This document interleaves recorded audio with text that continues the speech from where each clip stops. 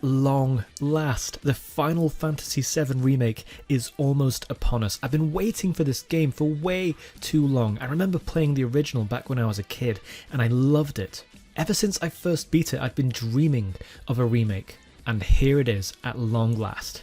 Make sure you watch the entirety of today's video, like always, to get the best tips that all the skippers miss out on. Do not be a skipper. Hit the like button and the subscribe button, as doing both really helps the channel, and hit that bell too so you never miss a tutorial. Let's mosey.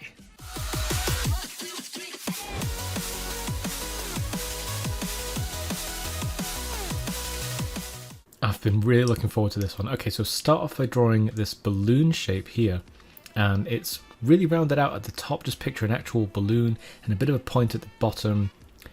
Okay, and then cut it in half down the middle like this, and then cut it in half again across the middle, just like that. This bottom half of the face is going to be, well, actually the face, top half is going to be where the hair is. So just draw a little neck either side of that, and then a line down here for the center of the chest. So I'll just show you what I'm doing now. I'm going to draw the pectorals in. So all it is just like a bunch of angles across like that. And make sure you just draw this little point here, this little kind of divot in the very, very center of the chest. And then draw this other pectoral muscle kind of coming away to about here. Draw the other trap muscle just there. So you just make sure you've got these little angles kind of going on here where it kind of goes up. And then we'll add in the rib cage. It's only small, just kind of tucked in under that chest there. It's got like a bit of a point that goes down that edges towards the rest of his kind of belly. And you just draw these little angles coming down. Make sure you get this kind of bit that bumps out a little bit, but also the swooping curve that goes down like that. I'm actually going to move this upwards a little bit so you can see what I'm doing down here. So just going to kind of tickle out the very, very bottom of the torso here. Just going to draw a line across as if there's a belt there, although there's not actually going to be a belt in this. And let's just cut that in half so we have a line of symmetry. So now for the shoulders, so we're going to draw what looks like basically a semicircle on each side of the chest like this, just kind of bumping out like that, try and get that shape going, and a small line going down as a guide for where the arms are going to be and the kind of direction of those arms. So back to the head. So this top half of the head is basically just going to be where his hair is. So cut this in half across the middle like that, and that midpoint there, that's going to be the origin point for our hair. So I'm going to start drawing kind of spikes coming down and away from this. If I actually just mark that with a dot there. So all the hair is going to be coming away from this point. Cloud's got a bit of a distinctive sort of pattern to his hair, where it all kind of comes away from a single point on the front of his face. And I have done a tutorial on how to draw hair in this way. It's kind of a catch-all, really, really useful general tutorial, but it basically walks you through what I've just said now, where you establish a point of origin for hair, and then you just kind of draw spikes that go away from that point of origin. Usually that point will be on the top of the head, or even the back of the head or something, and all the hair just kind of swoops away. It's just like a crown, right? It's just like a real crown in your hair. But this particular method is really, really good for like anime characters, like Japanese, where they have really exaggerated hairstyles. It's ideal for that, and as you can see, it's working out pretty nicely here. You definitely want to alternate long and short strands, by the way, when you're drawing this.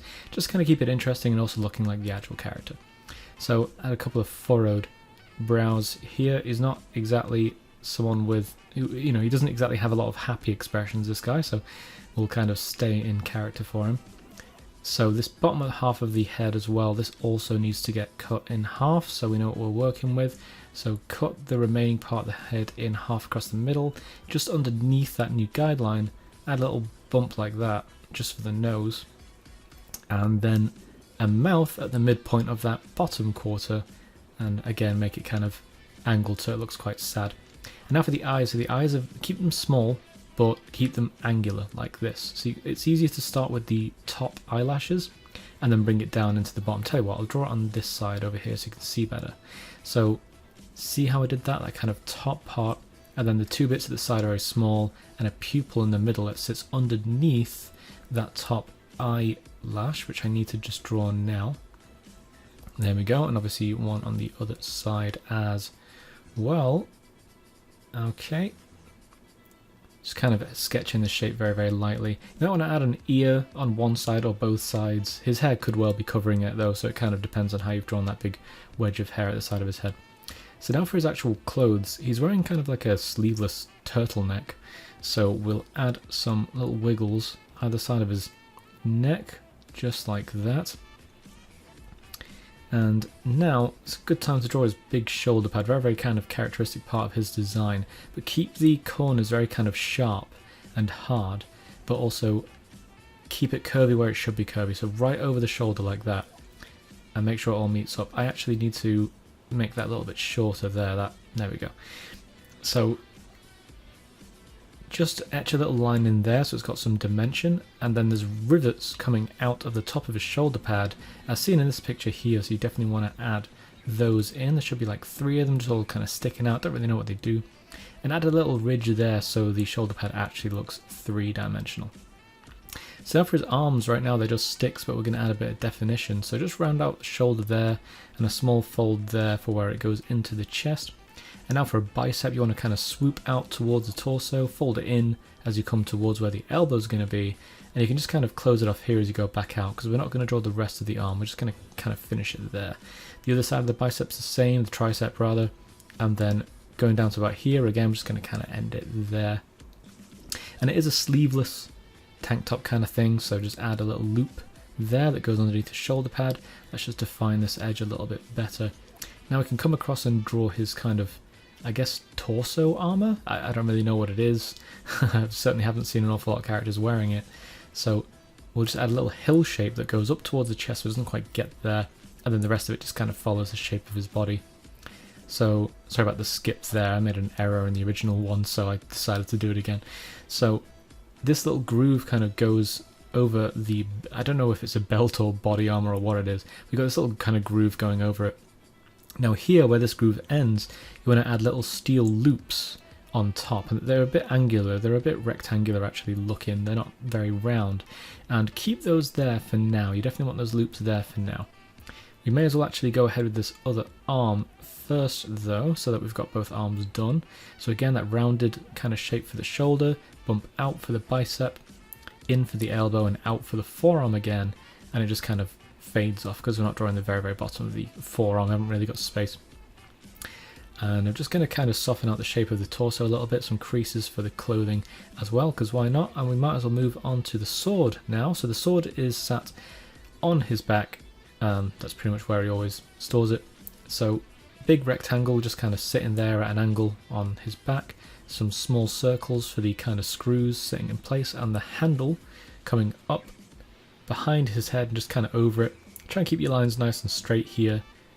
And then the very end of the handle, the pommel of the sword, looks like that. Add some straps to the handle, because why not? And the other side of the handle of the sword is a really big sword, by the way, so you can exaggerate this a bit if you want, and it will definitely look good anyway. And now, for his blade, just kind of swoop that down to about here. There we go. Okay, so now, remember these loops that we did before? You want to draw a line that sketches up over his shoulders like this from each one, from the center of each one up towards his shoulders. That one's going to sit underneath the actual shoulder guard because that covers the top of it. And now either side of that guideline, you want to basically draw another line that goes down and meets the hooks on his torso armor like that. It's a strap, right? It's a strap kind of holding that in place. Okay, I'm just going to get rid of that guideline there just so it looks a little bit tidier. And now along this strap there's a small little line here, and then just below that there's a fastener with a little button like that. So the other one has that fastener again, but we'll get to that. The very, very top of this one is actually held in place by a leather sort of strap of its own, just to kind of hold it underneath that shoulder pad, and it's got this bit of an angle to it. Let me just get rid of that line there, so again it's a bit more tidy for you. And then this strap comes out of a small slot in that brown kind of leather strap there, so make sure that hooks up nicely to the that bit there at the top of the torso armor. That definitely needs to meet. If that's not meeting, you might have to redraw it. There's the fastener, so make sure that just kind of loops over that quite nicely. It's going to make my lines look a little bit better there. So there we go, I'd say our sketch is done. I'm just going to kind of make a few of these look nicer. But if you're happy with yours, get your Sharpie or whatever you're going to ink yours with. And I'm going to do the same. I'll catch you in a minute. Good job on soldiering through all that. I really have to work on my pun game. Anyway, leave a comment letting me know what you'd like me to draw next time. Join the Draw Cartoons Discord, by the way. There's a link in the description below. You can share your artwork, get some feedback, and talk to the growing community. And you can talk to me too. Don't forget to leave a like on this video and subscribe to the channel for more great tutorials just like this one. Until next time.